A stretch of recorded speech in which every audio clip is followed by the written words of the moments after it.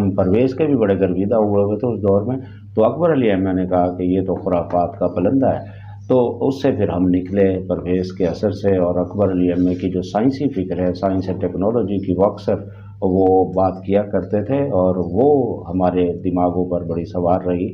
اور پھر اس کے بعد جو ہے وہ کیونکہ مذہب، کیونکہ ہم مسلمان گھرانے میں پیدا ہوئے تھے، اور میں نے آپ کو بتایا جماعت اسلامی کا بیک گراؤنڈ ہے ہمارے خاندان میں، بہت سے جو دوست ہیں ہمارے کزنز ہیں وہ خان جماعت اسلامی سے باقاعدہ وابستہ، اور میں خود، میرے والد صاحب بھی رہے اور میں بھی بچپن میں وہاں جاتا رہا ہوں، تو اس لیے مختلف قسم کے جو نقطہ ہے نظر ہیں، اور اسی لیے وہ سوال اٹھا کرتے تھے اور یہی وہ جوابات وہاں سے ملے، تو ذہن کے دریچے کھلے۔ اور اس میں سب سے بڑا کمال وہ صلاح الدین شہبازی صاحب کا ہے، وہ ہمارے یعنی علمی دنیا کے مطلب ہمارے رہنما استاد، اور بڑی شفقت سے، بڑی پیار سے، ان کی شخصیت بھی بڑی باکمال تھی، اور گفتگو میں بڑا لاجیکل ہوا کرتے تھے، روشن خیال ہوتے تھے، ہر چیز کو بڑی ان گہرائی سے، اور وہ نہیں تھا فتویٰ بازی ان کے اندر نہیں تھی، انتہا پسندی نہیں تھی،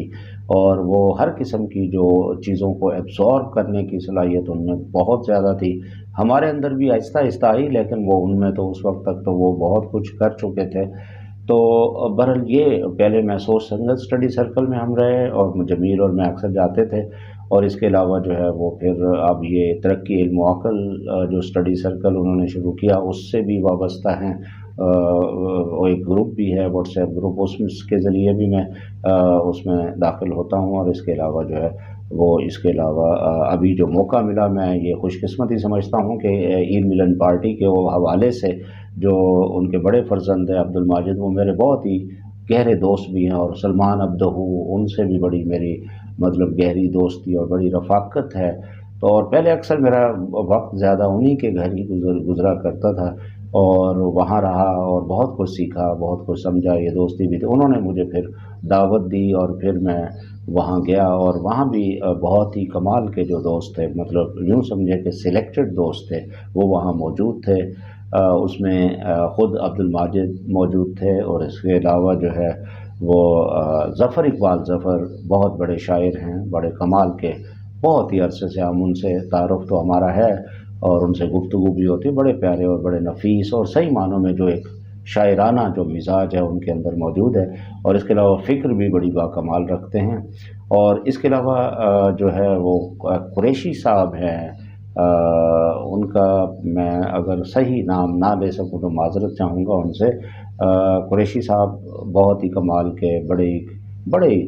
زبردست قسم کی وہ مطلب حریت پسند مطلب فکر کے مالک ہیں، ان سے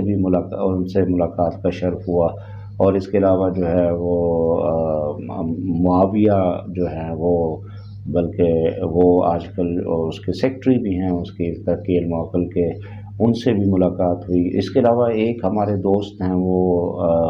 ان کا نام مجھے ایگزیکٹ تو یاد نہیں آ رہا، معذرت چاہوں گا، لیکن چیف میرے ذہن میں وہ ہے، جمیل الرحمان میرے ساتھ تھے، وہ میرے بہت ہی قریبی دوست ہیں، میں نے ذکر کیا۔ تو وہاں جو گفتگو ہوئی وہ آزادانہ ایک حوالے سے، میں نے اپنا وہ جو فکری سفر ہے جو آپ کے سامنے رکھا، وہ وہاں میں نے رکھا، تو صاحب ظاہر ہے پھر مختلف جو بینڈس آف مائنڈز ہوتے ہیں وہ وہاں پر موجود تھے، تو پھر ہر ایک نے اپنے اپنے انداز سے، اور خاص طور پر قریشی صاحب جو ہے وہ مذہبی فکر کے حوالے سے انہوں نے جو گفتگو کی، میں ذرا اس میں آپ کو میں ذرا ترقی پسندی اور روشن خیالی کے ساتھ زیادہ وابستہ رہا ہوں، اور مذہبی طور پر بھی ہمارا کیونکہ گھرانہ ہی آپ کو میں نے ابھی ذکر کیا ہے، تو میں ساری چیزیں وہ سمجھ رہا تھا، اور شہبازی صاحب سے بھی بڑی گفتگو ہوئی اسلام کے حوالے سے۔ اور ایک ان کا جو قول ہے وہ اکثر میرے دماغ پہ رہتا ہے کہ مسلمان جو ہے وہ ایک ایسے سونے کے پنجرے میں قید ہے جہاں سے باہر سے تالا لگا ہوا ہے، تو یہ اکثر وہ مسلمانوں کی جو پسماندگی ہے، فرقہ واریت ہے، اور یہ جو دہشت گردی ہے، یہ جو جہاد انڈسٹری ہے، اس کے حوالے سے بڑی گفتگو ہوا کرتی تھی، اور ان چیزوں کو ہم نے سیکھا ہے۔ اور آپ کو پتہ ہے جہاد انڈسٹری جو ہے وہ عالمی سامراج نے اس کو بڑا برے طریقے سے استعمال کیا ہے، اتنے گھناؤنے طریقے سے استعمال کیا، اور آج تک وہ چل رہا ہے۔ ہمارے عمران خان صاحب اس جہاد انڈسٹری کو لے کے چل رہے ہیں، مطلب میں حیران ہوتا ہوں، یہ ضیاء الحق جیسے بڑے گھٹیا قسم کے جو لوگ ہیں، انہوں نے وہ جہاد انڈسٹری کو یہاں چلایا، खूब माल खुद भी बनाया और दूसरों को भी बनवाया, और यहाँ बेड़ा गर्क कर दिया। वो फिर दहशत गर्द बन गए, तबाही हो गई, मतलब बहुत बड़ी तबाही है।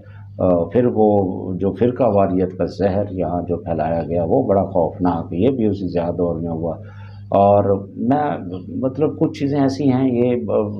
मतलब वो जब तक हमारे हालात बेहतर नहीं होते तो इन पर तनकीद जो है वो बनती है और करनी भी चाहिए। मुशर्रफ साहब ने फिर एक और कारोबार शुरू कर दिया, वो जिहादियों को दहशतगर्द जो करार दिया अमेरिका ने, और वो उसका खेल खेलना शुरू हो गए। ये और एक एक्सट्रीम थी। तो ये मतलब एक गड़बड़े ख़तरनाक खेल है और आज भी जारी हैं। क्या ज़िक्र करें, अभी भी देखें वही बैनुल अक़वामी ताकतों की साजिशें यहाँ पर चल रही हैं। कुछ लोग अमरीकी कैंप में हैं, ख़ास तौर पर जो है इमरान खान साहब सवाइयाँ दे रहे हैं वहाँ पर, और दूसरी तरफ चाइना जो है वो आपको पता है गवादर पोर्ट के हवाले से अपनी जो ट्रेड यहाँ पर करना चाहता है उसकी राह में रुकावट भी है। कुछ लोग उसके हामी हैं, कुछ लोग मुखालिफ हैं, बैरूनी ताकतों के हाथों खेल रहे हैं। ये एक घिनौना खेल जारी है। इसको तो खैर आप जिक्र होता ही रहता है, अक्सर मैं अपने वीलॉग्स में इनका जिक्र करता हूँ। लेकिन आज जो है शहबाजी साहब की जो फ़िक्र है उसके हवाले से, और ख़ास तौर पर वहाँ जो गुफ्तगू हुई तो बड़ी अच्छी, बड़ी मतलब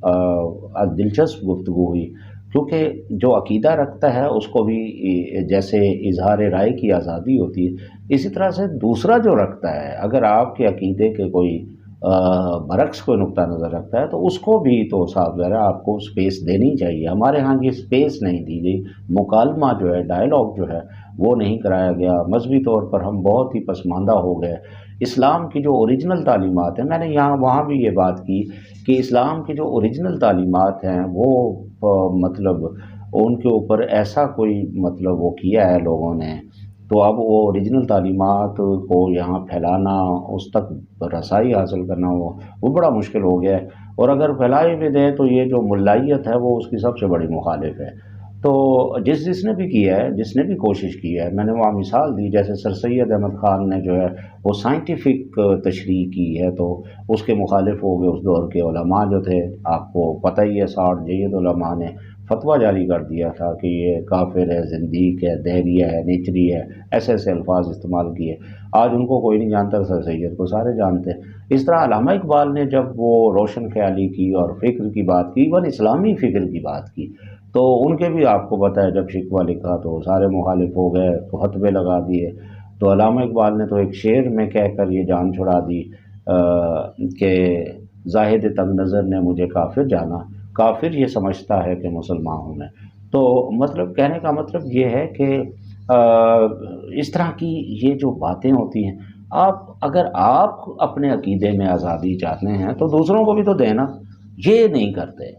आप मजहबी तौर पर पसमानदगी का शिकार, फ़िरका वारियत के तौर पर पसमानदगी का, जबकि